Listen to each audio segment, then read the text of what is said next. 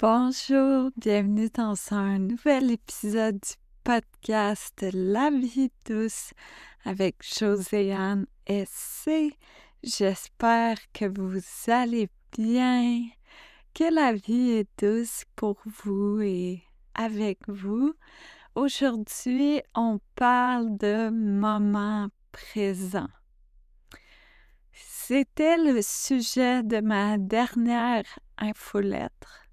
D'ailleurs, si vous n'êtes pas encore inscrit, je vous invite à le faire. Suffit d'aller sur mon site web joséannesc.com. Vous cliquez sur l'onglet Infolettre et là, petite nouveauté. Vous allez voir qu'il y a deux options. Vous pouvez vous inscrire à l'infolettre La vie douce, qui est un petit peu dans le même ordre d'idées que ce podcast. Et vous pouvez aussi vous inscrire à l'infolettre La pastorale, qui est ma toute nouvelle infolettre chrétienne. Donc, je sais qu'il y a de plus en plus de chrétiens ici et j'ai envie qu'on ait un endroit pour se parler en toute liberté. Alors, vous pouvez vous inscrire à l'infolettre La pastorale. Sur ce, lançons-nous sur le moment présent. Ah, le fameux moment présent. Il y a tellement de choses à dire là-dessus. J'en ai déjà parlé, puis je vais certainement continuer d'en parler parce que c'est si important et si riche d'apprendre à vivre dans le moment présent. Et puis là, je veux dire en commençant que j'ai appris un petit peu à la dure. Ça fait plusieurs années que pour moi, c'est quelque chose d'important. C'est un apprentissage que je voulais faire. Mais reste que, avant la maladie, c'était quand même un défi. Oui, j'étais capable d'être présente quand je décidais de l'être. C'est-à-dire, si par exemple j'étais avec ma fille, ben, il n'y avait pas de distraction, j'étais pleinement avec elle. Mais sinon, en fait, en dehors de ma fille, est-ce que j'arrivais à être dans le moment présent? Peut-être des petits, des petits moments par-ci, par-là, oui. J'ai comme des souvenirs de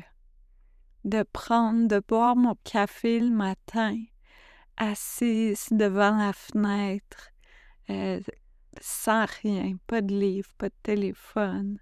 Donc, j'avais ces petits moments-là. L'époque aussi où on habitait en nature, ça m'aidait beaucoup. Puis vous allez voir, on va parler de la nature aujourd'hui parce que je prenais des moments sans distraction pour aller profiter de la nature, pour aller l'admirer, pour simplement m'asseoir au milieu de la forêt, puis en retirer tous les bénéfices. Mais en dehors de ces moments-là, le moment présent, c'était quand même un défi pour moi. J'étais quelqu'un qui se projetait beaucoup, qui avait tendance à aller vivre dans le futur un petit peu trop facilement, à tout le temps réfléchir, rêver à la prochaine étape, le prochain projet. Qu'est-ce qu'on va faire après? au lieu de savourer là où on était maintenant. Puis ça, peut-être que beaucoup d'entrepreneurs pourraient se reconnaître là-dedans. Ben, beaucoup de non-entrepreneurs aussi, hein? C'est un trait humain qu'on peut avoir. Mais quand j'étais entrepreneur à fond la caisse, disons, j'étais toujours en train de penser au prochain projet, prochain chapitre, ce qui s'en vient, la prochaine itération de mon entreprise. Qu'est-ce qu'on peut faire pour que ça continue de grandir, de toucher les gens, de prendre de l'ampleur. Ah là là! Au lieu de, simplement être là où on était à ce moment-là.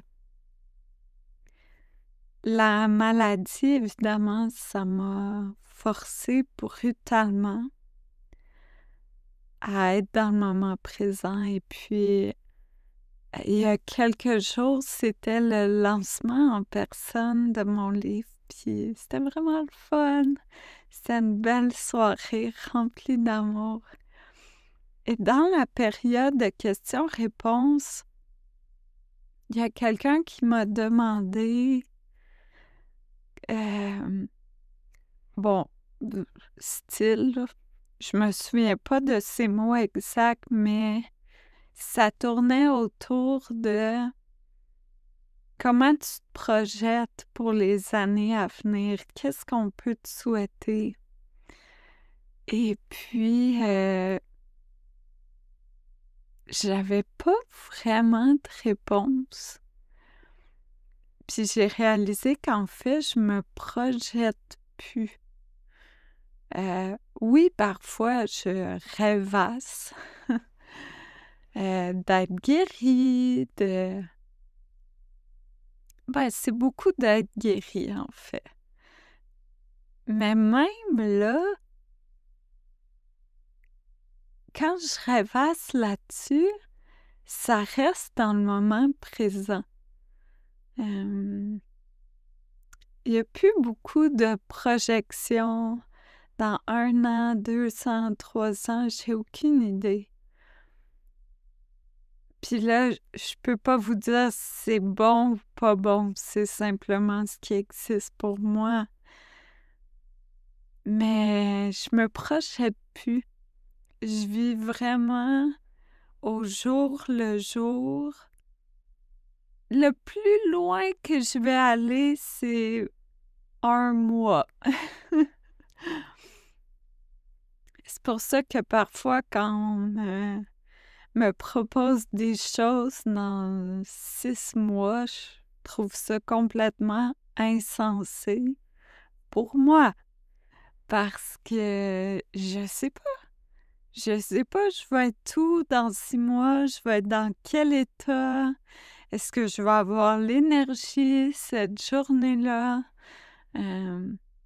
Sauf qu'en même temps, évidemment, dans le monde entrepreneurial, c'est la réalité. Je comprends que pour des conférences et ce genre de choses, on n'a pas le choix de me le proposer 6 mois d'avance. Puis là, je peux dire oui si c'est un oui, puis non si c'est un non, et prier pour que lorsqu'on soit rendu là, je sois suffisamment forte.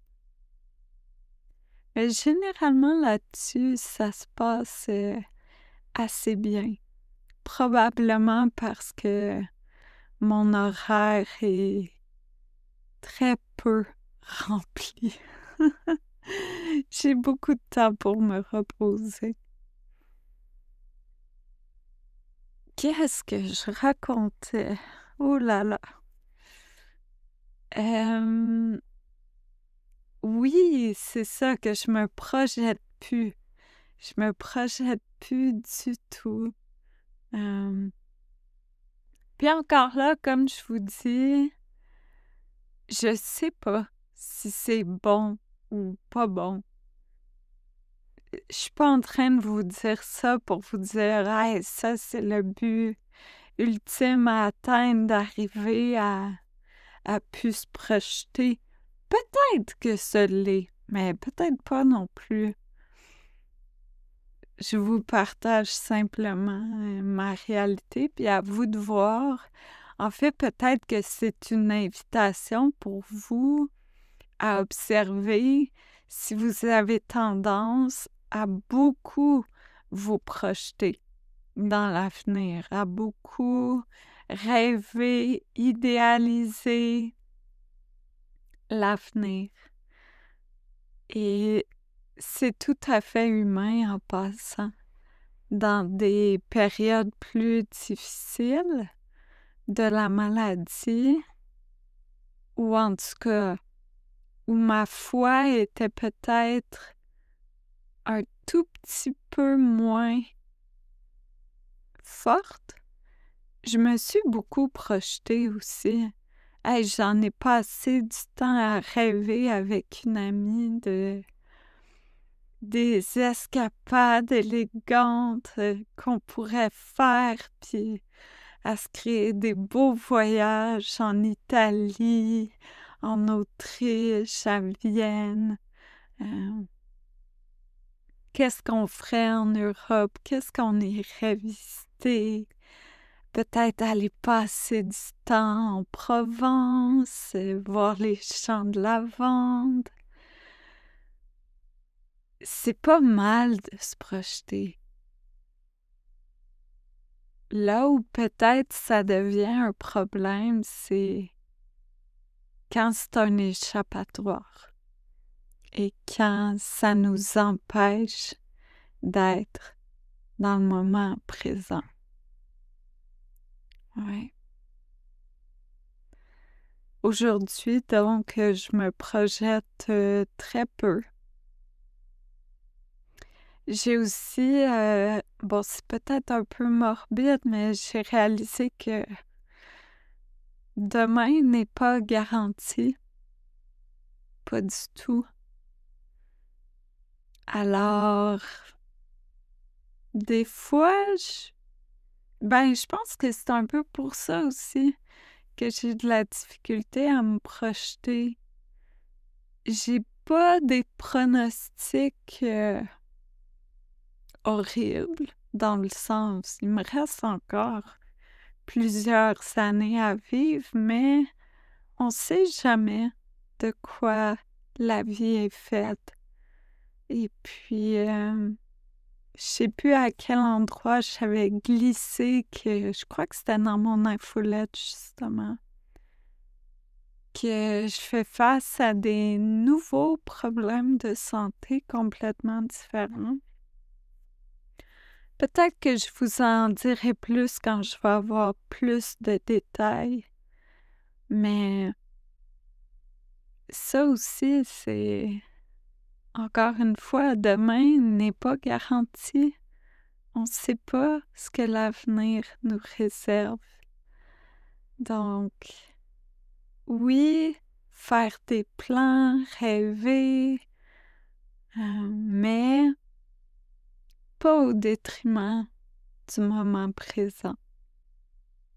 Parce que le moment présent, c'est tout ce qu'on a. Il n'y a rien d'autre qui existe. Passer son temps dans le futur, mais le futur, il n'existe pas. Passer son temps dans le passé, ben le passé, c'est fini. C'est fini, ça n'existe plus. Il y a uniquement le présent qui existe pour vrai en ce moment. Et quand, pour moi, ça a été un vrai cadeau d'apprendre à vivre chaque moment Et il y a des moments qui sont désagréables, qui sont pas le fun, que ah, je m'en passerais. Puis je suis pas là à me dire: «Ah oui, le moment présent, formidable». Non, non, non. Mais reste que c'est ça qui existe. Et la plupart du temps, on a la chance d'avoir des moments qui sont doux, qui sont agréables, qui sont pas grandioses, qui sont très simples, mais justement le moment présent, ça nous apprend à réellement apprécier la simplicité. Et vivre dans le présent, ça m'a aidé aussi à me détacher du bonheur matériel, du bonheur éphémère. C'est quand même incroyablement revigorant et vivifiant d'apprendre à trouver autant de bonheur dans le chant d'un oiseau que dans une nouvelle voiture, par exemple. Ça peut vous sembler grotesque comme exemple, mais c'est ma réalité. J'en suis là. Et voilà, maintenant que je mentionne l'oiseau, d'ailleurs, ma fille, ce matin, quand je lui ai dit «Ah, aujourd'hui, je dois enregistrer mon podcast, as-tu des suggestions?» Elle m'a dit «Ben, tu peux parler d'oiseaux.» Ouais, OK, merci. On va donc parler un petit peu d'oiseaux parce qu'on va parler de nature. Mais je suis vraiment pas experte, puis vous savez, je les vois pas vraiment. Je les écoute surtout. Mais oui, parlons de nature en fait, parce que si pour vous, c'est un défi d'être dans le moment présent, la nature est probablement votre plus grande alliée. Moi, c'est vraiment par là que ça a commencé, alors que j'avais une vie plutôt stressante il y a quelques années.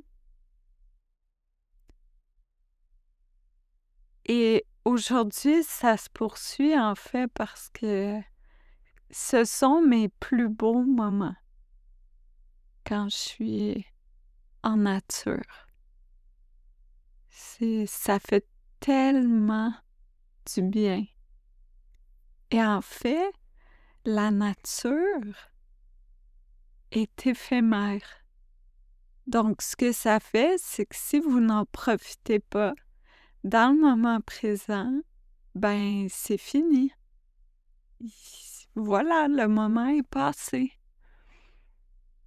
Un beau coucher de soleil.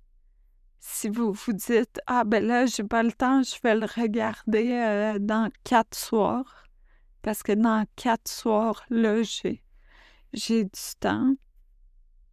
Ben, dans 4 soirs, ça se peut qu'il soit très moche. Le coucher de soleil, ça se peut qu'il pleuve, qu'il y ait plein de nuages, qu'il n'y en ait pas de soleil, que vous le voyez pas. Pareil, si Bon, moi, c'est souvent la lumière qui m'attire. Par exemple, hier soir, je suis allée dans ma cuisine et j'ai réalisé que le soleil filtrait exactement au bon endroit entre les arbres pour éclairer mon balcon arrière. Ben, c'est pas dans 1 heure quand ma fille va être couchée que je peux en profiter. C'est maintenant. Alors, ben, c'est sûr que là, j'ai la chance que ma fille soit un petit peu plus grande puis que je peux lui dire: «Hey, mon amour, je vais m'asseoir 15 minutes derrière». «OK», puis elle fait ses trucs. Mais je suis tout de suite allée m'asseoir derrière et c'était absolument magnifique. C'était d'une beauté. Le soleil était doux sur ma peau. Il y avait plein d'oiseaux qui chantaient. Ah, c'était tellement enveloppant comme moment. Mais ça, sans le moment présent, c'est impossible, je serais passée à côté. Je me serais dit: «Ah ben, je vais y aller un petit peu plus tard quand Clara va dormir». Mais non, le soleil aurait été absent. Et justement, la perfection de la lumière a duré entre 10 et 15 minutes environ. C'était une toute petite fenêtre de temps, puis c'est comme ça avec la nature. Quand il y en a ici qui ont des chats ou des chiens, avec les chiens, c'est peut-être différent, mais avec un chat, quand ton chat vient se coucher sur toi, t'en profites parce que ça arrive pas. De façon générale, ça arrive pas si souvent. Moi, ça m'arrive peut-être 1 fois par jour, 2 fois quand je suis très chanceuse. Et donc, ben, il faut en profiter.